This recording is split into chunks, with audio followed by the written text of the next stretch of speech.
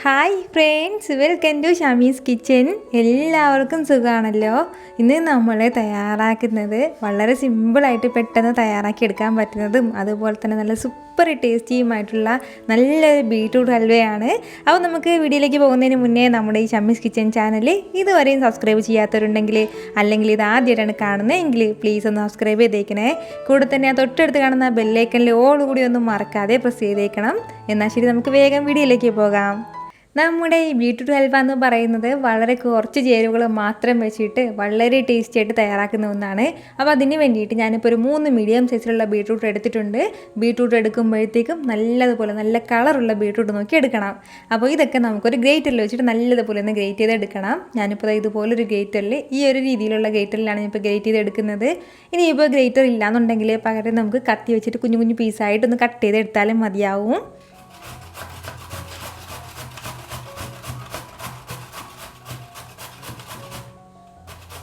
Beetroot എല്ലാം നമ്മളിപ്പോൾ നന്നായിട്ട് ഗ്രേറ്റ് ചെയ്തെടുത്തിട്ടുണ്ട്. അപ്പോൾ ഇതുപോലെ ഒന്ന് ഗ്രേറ്റ് ചെയ്തെടുത്ത് കഴിഞ്ഞാൽ പിന്നെ നമുക്ക് വേണ്ടത് പെട്ടെന്ന് തന്നെ നമ്മുടെ ഹൽവ ഒന്ന് തയ്യാറാക്കി തുടങ്ങാം.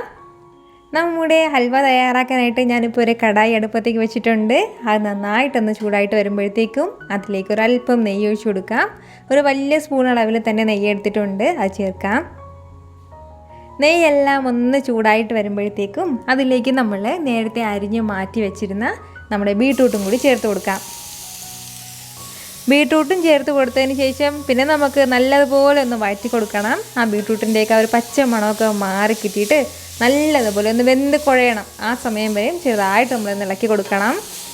ഇടയ്ക്കിടയ്ക്ക് ഒന്ന് ഇളക്കി കൊടുത്താൽ മതിയാവും. എപ്പോഴും ഇതുപോലെ വഴറ്റി കൊടുക്കണം എന്നുള്ള ആവശ്യമൊന്നുമില്ല. ഏകദേശം ഒരു 3 മിനിറ്റോളം നമ്മൾ നല്ല ഫ്ലെയിമിൽ വെച്ചിട്ട് നല്ലതുപോലെ ഒന്ന് വഴറ്റി കൊടുത്താൽ മതിയാവും. നമ്മളിപ്പോൾ ഈ ബീട്രൂട്ട് ഹൽവ തയ്യാറാക്കുന്ന ഇതേ സെയിം അളവിൽ തന്നെ നമുക്ക് ക്യാരറ്റ് ഹൽവയും തയ്യാറാക്കാവുന്നതേ ഉള്ളൂ. ബീട്രൂട്ട് ഹൽവ തയ്യാറാക്കുമ്പോഴത്തേക്കും പ്രത്യേകം ശ്രദ്ധിക്കേണ്ട കാര്യം, നമ്മുടെ ബീട്രൂട്ടിന് നല്ല കളർ ഉണ്ടായിരിക്കണം. അപ്പോൾ മാത്രമേ നമ്മുടെ ഹൽവയ്ക്ക് നല്ല കളർ ഉണ്ടാവുള്ളൂ. പ്രത്യേകിച്ച് നമ്മളിതിലേക്ക് കളറൊന്നും ചേർക്കാതെയാണ് ഈ ഹൽവ തയ്യാറാക്കി എടുക്കുന്നത്. ഒരു 2-3 മിനിറ്റ് നമ്മൾ നല്ലതുപോലെ ഒരു മീഡിയം ഫ്ലെയിമിൽ വെച്ചിട്ട് ഒന്ന് വഴറ്റിയെടുക്കുമ്പോഴത്തേക്കും ഇതുപോലെ വെന്ത് കുഴഞ്ഞ് കിട്ടും. അപ്പോൾ ഇത്രയും ആയിക്കഴിഞ്ഞാൽ പിന്നെ നമുക്കിതിലേക്ക് ബാക്കി ചേരുവകളോട് ചേർക്കാം. ഇനി നമുക്ക് ഇതിലേക്ക് ചേർത്ത് കൊടുക്കേണ്ടത് തേങ്ങാപ്പാലാണ്. അപ്പോൾ ഈ തേങ്ങാപ്പാൽ നമ്മൾ ഈ ഹൽവയിലേക്ക് ചേർത്ത് കൊടുക്കുമ്പോഴത്തേക്കും സാധാരണ നമ്മുടെ ബീട്രൂട്ടിൻ്റെ ഒരു ടേസ്റ്റ് ഉണ്ടല്ലോ, നമുക്ക് ബീട്രൂട്ട് ഹൽവ എന്ന് പറയുമ്പോൾ അറിയാൻ പറ്റും ബീട്രൂട്ടിൻ്റെ ആ ഒരു ടേസ്റ്റ് ഉണ്ടാവും. അപ്പോൾ ആ ഒരു ടേസ്റ്റ് മാറിയിട്ട് ഒരു പ്രത്യേക ടേസ്റ്റിലായിരിക്കും നമുക്ക് കിട്ടുന്നത്. അതിന് വേണ്ടിയിട്ടാണ് ഒരു 1.5 കപ്പ് അളവിൽ തേങ്ങാപ്പാൽ ഇതിലേക്ക് ചേർത്ത് കൊടുക്കുന്നത്. അപ്പോൾ ഒരു അരമുറി തേങ്ങ എടുത്തിട്ട്, ഒരു വലിയ തേങ്ങയിൽ ഒരു അരമുറി തേങ്ങ എടുത്തിട്ട് അതിലേക്ക് ഒരു 1/2 കപ്പ് അളവിൽ വെള്ളം കൂടെ ചേർത്തിട്ട് നന്നായിട്ടൊന്ന് പിഴിഞ്ഞെടുത്താൽ മതിയാവും.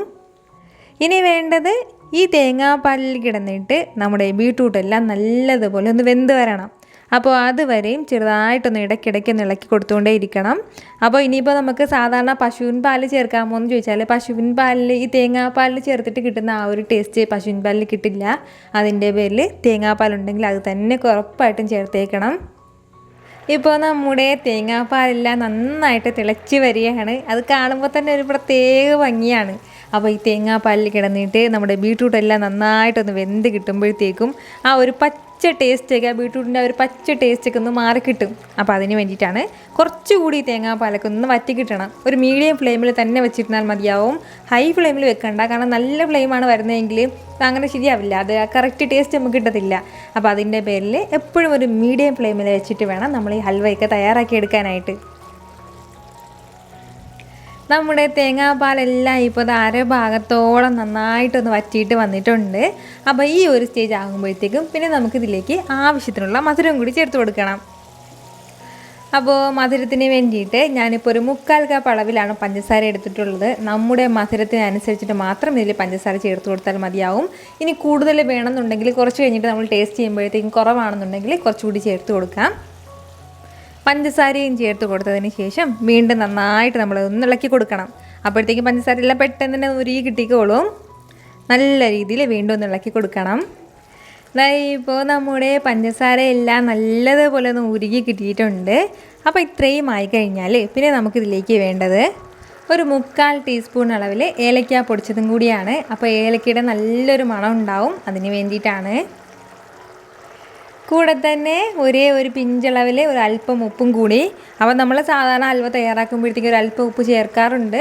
ഉപ്പ് ചേർക്കുന്നത് ഈ മധുരം എല്ലാം നന്നായിട്ടൊന്ന് ബാലൻസ് ചെയ്യാൻ വേണ്ടിയിട്ടാണ്. ഉപ്പും ചേർത്ത് കൊടുത്തതിന് ശേഷം വീണ്ടും ചെറുതായിട്ടൊന്ന് ഇളക്കി കൊടുക്കണം. ഇതെല്ലാം ചേർത്ത് കൊടുത്തിട്ട് നന്നായിട്ടൊന്ന് മിക്സ് ചെയ്ത് കഴിഞ്ഞാൽ പിന്നെ നമുക്കിതിലേക്ക് വേണ്ടത് കോൺഫ്ലോറും കൂടിയാണ്. ഞാനിപ്പോൾ ഒരു 6 ടേബിൾ സ്പൂൺ അളവിൽ കോൺഫ്ലോർ എടുത്തിട്ടുണ്ട്. ഇതിലേക്ക് ഒരു അല്പം വെള്ളം കൂടി ചേർത്ത് കൊടുത്തിട്ട് കട്ടയില്ലാതെ നമ്മളൊന്ന് മിക്സ് ചെയ്തിട്ട് അതുകൂടി നമുക്ക് ഇതിൻ്റെ കൂടെ ചേർത്ത് കൊടുക്കാം. നമ്മുടെ കോൺഫ്ലോറിലേക്ക് ഒരു അല്പം വെള്ളമൊക്കെ ചേർത്തിട്ട് നന്നായിട്ട് ഞാനിപ്പോൾ ഇതുപോലെ മിക്സ് ചെയ്ത് എടുത്തിട്ടുണ്ട്.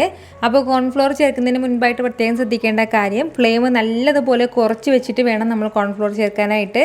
അല്ലാതെ നല്ല ഫ്ലെയിമിൽ ഇരുന്നിട്ട് നമ്മളിതിപ്പോൾ ഒഴിച്ചു കൊടുക്കുകയാണെന്നുണ്ടെങ്കിൽ പെട്ടെന്ന് ഇത് കട്ടയായി പോകും. അതിൻ്റെ പേരിൽ ഫ്ലെയിം നല്ലതുപോലെ കുറച്ച് വെച്ചിട്ട് നമുക്ക് ഒഴിച്ചു കൊടുക്കാം. കോൺഫ്ലോർ ചേർത്ത് കൊടുത്തതിന് ശേഷം പിന്നെ നമ്മൾ പതുക്കെ ഒന്ന് ഇളക്കി കൊടുത്തുകൊണ്ടേ ഇരിക്കണം. ഫ്ലെയിം മീഡിയത്തിൽ നിന്ന് ഒരല്പം കൂടി കുറച്ച് വയ്ക്കാം. ഒരുപാട് ഫ്ലെയിം വെക്കേണ്ട ആവശ്യമില്ല. കാരണം നമ്മുടെ ഹൽവ ചൂടാകുന്നതിനനുസരിച്ചിട്ട് പെട്ടെന്ന് തന്നെ ഇത് കുറുകി വരും. അതിൻ്റെ പേരിൽ നല്ല ഫ്ലെയിം വെക്കേണ്ട. ഒരു മീഡിയം ഫ്ലെയിമിൽ അല്പം ഫ്ലെയിം കുറച്ച് വെച്ചിട്ട് നന്നായിട്ട് നമുക്കിതൊന്ന് ഇളക്കി കൊടുത്തുകൊണ്ടേ ഇരിക്കാം.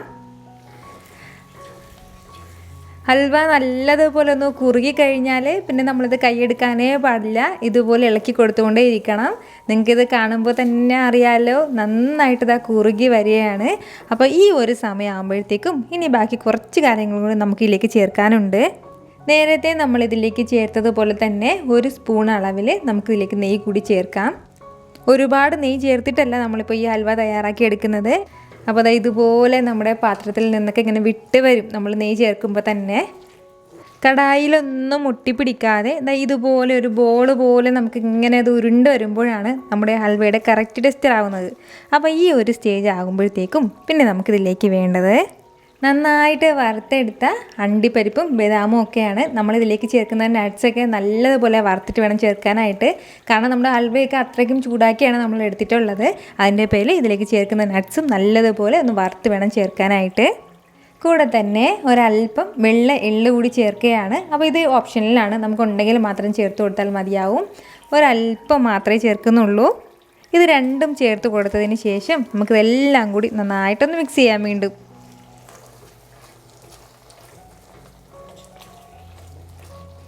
ഇതുപോലെ നന്നായിട്ട് നമ്മളൊന്ന് മിക്സ് ചെയ്തെടുക്കുമ്പോഴത്തേക്കും നമ്മുടെ സൂപ്പർ ടേസ്റ്റി ആയിട്ടുള്ള ബീട്രൂട്ട് ഹൽവ ഇവിടെ റെഡി ആയിട്ടുണ്ട്. അപ്പോൾ ഇത് തണുക്കാൻ വേണ്ടിയിട്ട് നമുക്കിനി ഇതൊരു ട്രേയിലേക്ക് മാറ്റാം.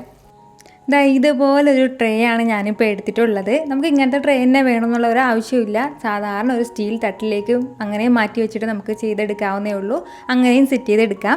അല്ലാന്നുണ്ടെങ്കിൽ ചൂടോടെ തന്നെ നമുക്ക് ചെറിയൊരു ബൗളിലേക്ക് മാറ്റി അങ്ങനെയും കഴിക്കാവുന്നേ ഉള്ളൂ. ഞാനിപ്പോൾ ഇങ്ങനത്തെ ഒരു കുഞ്ഞു ട്രേയിലേക്ക് മാറ്റിയിട്ട് നല്ലതുപോലെ തണുക്കുമ്പോഴത്തേക്ക് നന്നായിട്ട് സെറ്റായിട്ട് വരും ഇത്.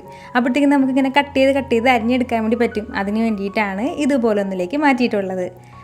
ഏകദേശം ഒരാഴ്ച വരെ നമ്മുടെ ഹൽവ കേടാകാതെ തന്നെ ഉണ്ടാവും. അപ്പോൾ അതിന് വേണ്ടിയിട്ടാണ് ഞാൻ പ്രത്യേകം പറഞ്ഞത് ഇതിലേക്ക് ചേർക്കുന്നതെല്ലാം നമ്മളൊന്ന് വറുത്തിട്ട് വേണം ചേർക്കാനെന്ന്.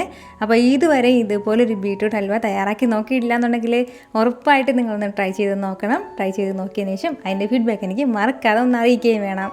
അപ്പോൾ ഈ വീഡിയോ നിങ്ങൾക്ക് ഇഷ്ടമായിട്ടുണ്ടെന്നാണ് എൻ്റെ വിശ്വാസം. ഇഷ്ടമായാൽ ഇതൊന്ന് ലൈക്ക് ചെയ്തേക്കണം. ഇത് മറ്റുള്ളവരും കാണണമെന്ന് ആഗ്രഹിക്കുന്നുണ്ടെങ്കിൽ നിങ്ങളുടെ ഫ്രണ്ട്സിനും ഫാമിലിക്കും എല്ലാവർക്കും ഒന്ന് ഷെയർ ചെയ്ത് കൊടുക്കാനും മറക്കരുത്. വീണ്ടും നല്ലൊരു ഉഷാർ വീഡിയോ ആയിട്ട് ഞാൻ വരുന്നതായിരിക്കും.